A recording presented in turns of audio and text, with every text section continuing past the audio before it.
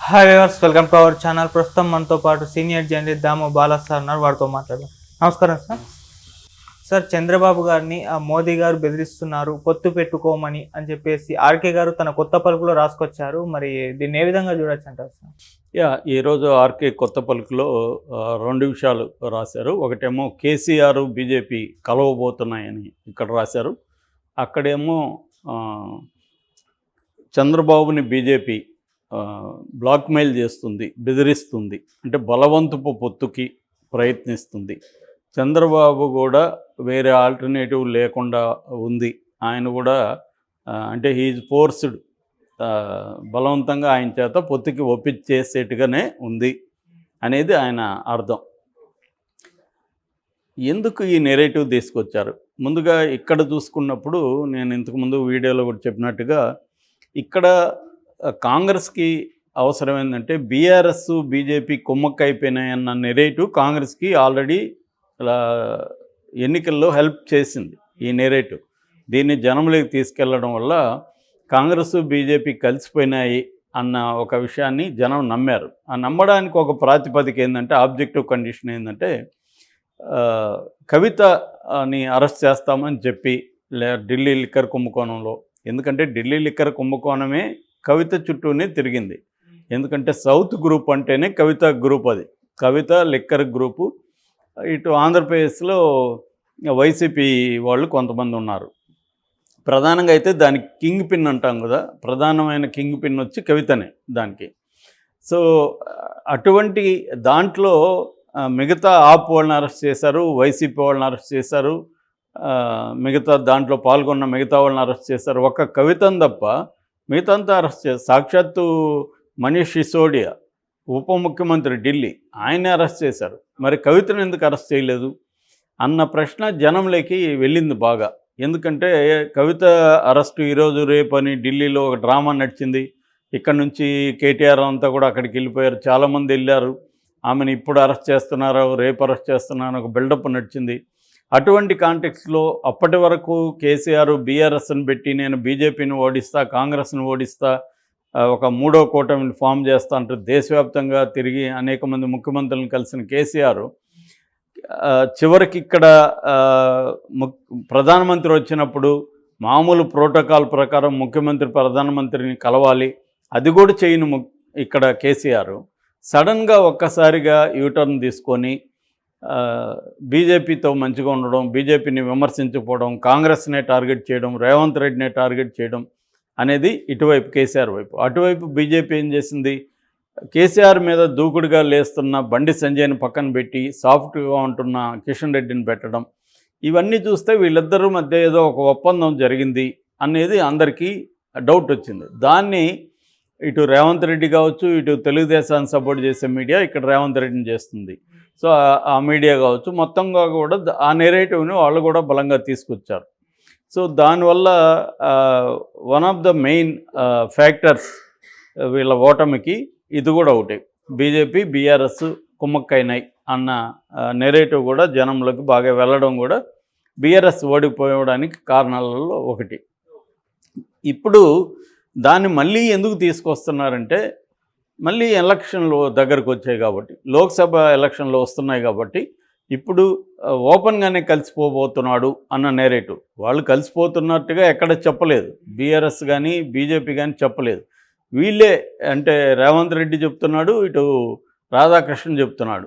వీళ్ళిద్దరూ చెప్పాల్సిన అవసరం ఏంటి అంటే, రేవంత్ రెడ్డికి అది అవసరం, కాంగ్రెస్కి అది అవసరం. ఇక్కడ వీళ్ళిద్దరూ కలిసిపోతున్నారనే నెరేటివ్ని జనంలోకి తీసుకెళ్తే లోక్సభలో మళ్ళీ తమకు ఓట్లు పడే అవకాశం ఉంది. రేవంత్ రెడ్డి ముందున్న ఛాలెంజ్ ఏంటంటే, ఇవాళ ఆయనకి లోక్సభలో నెంబర్ ఆఫ్ సీట్లు కనీసం 17 సీట్లలో ఇక్కడ ఒక 10 గెలిపించి ఇవ్వగలగాలి కాంగ్రెస్కి. లేకపోతే అతని బలం మీద డౌట్ వస్తుంది. ఎందుకంటే అతను ఇప్పుడు ఎలక్షన్ ఇన్ఛార్జిగా కూడా నిన్న రేవంత్ రెడ్డిని అపాయింట్ చేశారు.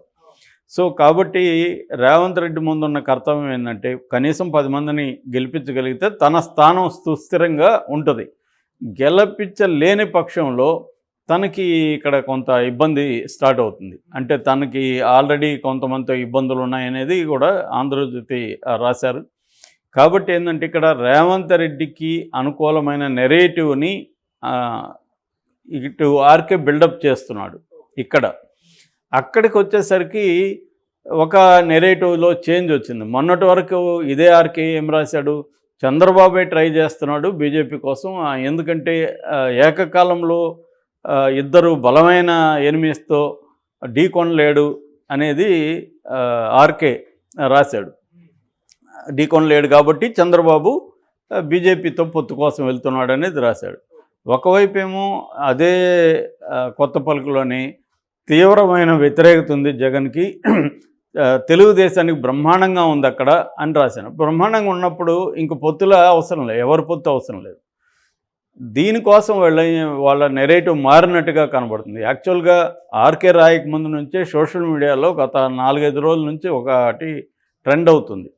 తెలుగుదేశానికి సంబంధించిన అనలిస్టులు కూడా ఇదే విషయాన్ని చెప్తున్నారు. అదేంటంటే బీజేపీ తెలుగుదేశాన్ని బెదిరిస్తుంది మాతో పొత్తు పెట్టుకోమని అని ఒక నెరేటివ్ని సర్క్యులేట్ చేస్తున్నారు.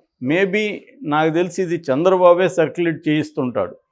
ఎందుకంటే రేపొద్దున బీజేపీ కానీ కలిసి రాకపోతే కాంగ్రెస్ వైపు వెళ్ళాలి చంద్రబాబు. వెళ్ళడానికి ఒక నేపథ్యంగా ఏం తీసుకుంటారంటే బీజేపీ బెదిరిస్తుంది, అందుకనే బీజేపీ బెదిరింపుల నుంచి తట్టుకోవాలంటే మనకి ఇంకొక మిత్రుడు కావాలి, అది కాంగ్రెస్సు, ఎన్డీఏ, ఇది ఇండియా కూటమి అని ఆయన చెప్పి అటువైపు వెళ్ళే అవకాశం ఎక్కువగా కనిపిస్తుంది. అంటే కాంగ్రెస్సు, తెలుగుదేశం, జనసేన కూటమిగా వెళ్ళే అవకాశం మనకి ఎక్కువ కనిపిస్తుందని దీని నుంచి అర్థం చేసుకోవాలి. ఇది ఒక రకమైన సిగ్నల్ ముందుగా ప్రిపేర్ చేస్తున్నారు జనాల్ని. ఎందుకు బీజేపీ బెదిరిస్తుందని.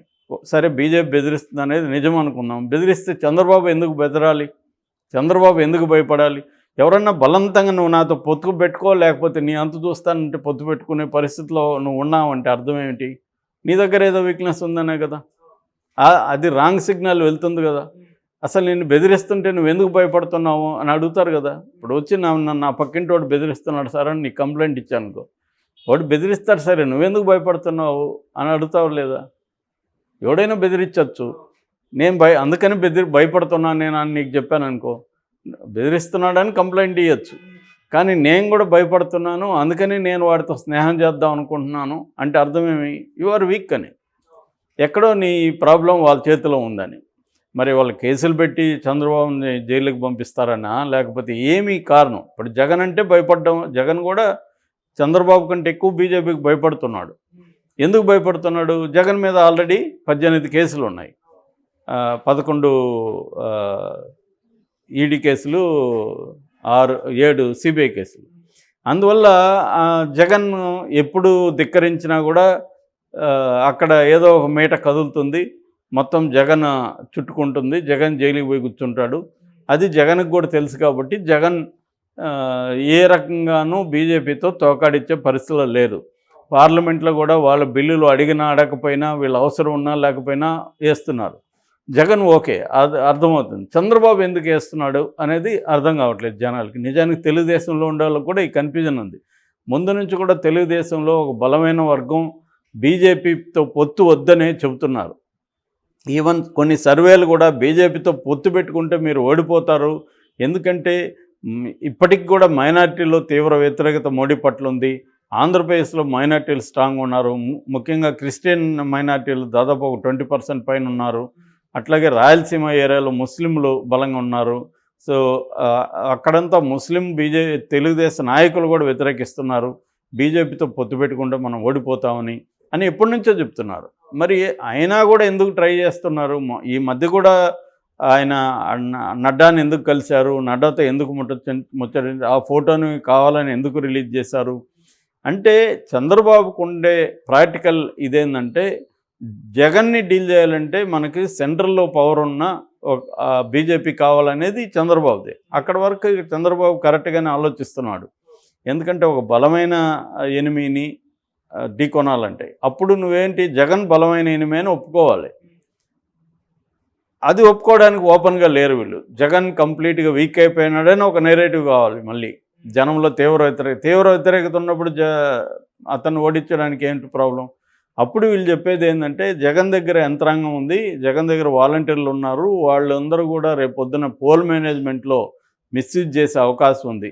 ఇది భయం ఇప్పుడు నేను మొన్న తిరుపతి వెళ్ళినప్పుడు కూడా అక్కడ తెలుగుదేశం వర్గాల్లో కూడా ఉండే భయం ఏంటంటే అందరూ కూడా జగన్కి వ్యతిరేకత ప్రజల్లో ఉందని చెబుతున్నారు. అయినా మళ్ళీ జగనే గెలుస్తాడేమో అనిపిస్తూ ఉందని కూడా అంటారు. ఎందుకంటున్నారంటే అతను పోల్ మేనేజ్మెంట్లో చేయగలడు, తెలుగుదేశానికి ఆ శక్తి లేదు అనేది ఒక నెరేటివ్ వస్తుంది. మేబీ దానివల్ల బీజేపీ బలమైంది కాబట్టి బీజేపీ కానీ మనతో ఉంటే జగన్ అంత తోకాడించడు అనేది ఒక ఉంది. మరి ఉన్నప్పుడు వీళ్ళు కదా బీజేపీకి అవసరం ఉంది తెలుగుదేశంతో. నిజానికి అక్కడ బీజేపీకి 2 రకాల ప్లాన్స్ ఉన్నాయి. నిన్న కూడా చెప్పాను, ఒకటి లాంగ్ టర్మ్, ఒకటి short term. Short term plan కానీ ఇంప్లిమెంట్ చేయాలంటే తెలుగుదేశంతో వెళ్ళాలి. షార్ట్ టర్మ్ ప్లాన్ ఏంటంటే ఇమీడియట్గా మనకి కొన్ని సీట్లన్నా ఉంటే ఒక బీజేపీకి ఒక గౌరవం మర్యాద ఉంటుంది ఆంధ్రప్రదేశ్లో అనేది షార్ట్ టర్మ్ ప్లాన్. అట్లా ఇప్పుడు జనసేనతో వెళ్తే బీజేపీకి 4-5 ఎమ్మెల్యేలు వచ్చినా కొంత పరువు ఉంటుంది. అది short term plan. Long term plan ఏంటి? మనం 175 నియోజకవర్గాల్లో మనమే క్యాండిడేట్ నిలబెడితే 175 నియోజకవర్గాల్లో లీడర్లు తయారవుతారు.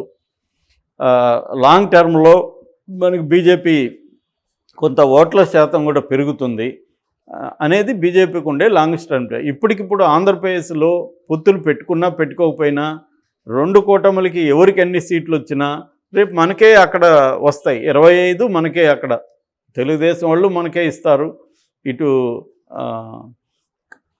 జగన్ది మనకే వస్తుంది. ఇప్పుడు మనం తెలుగుదేశంతో పొత్తు పెట్టుకుంటే జగన్ది రేపు రావు కదా అనేది వాళ్ళకు ఉండే అండర్స్టాండింగ్ లాంగ్ టర్మ్. మరి ఇప్పుడు చంద్రబాబు మెల్లగా షిఫ్ట్ అవుతున్నట్టుగా మనకు కనబడుతుంది ఈ కొత్త పలుకు ద్వారా.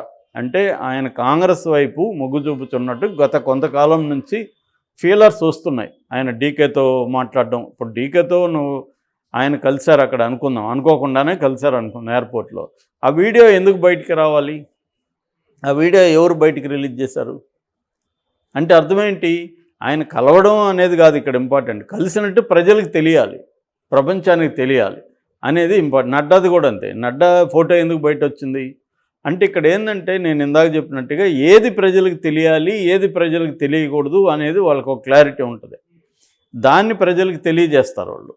సో అలాగా చంద్రబాబు గత కొంతకాలం నుంచి కాంగ్రెస్ వైపు షిఫ్టింగ్ కనబడుతూ ఉంది. అయితే దాన్ని నేనయ్యే వెళ్ళానని చెప్పకుండా బీజేపీ నన్ను ప్రెజర్ చేస్తుంది కాబట్టి నేను వెళ్ళాను అనేది చంద్రబాబు స్ట్రాటజీగా కనిపెడుతుంది.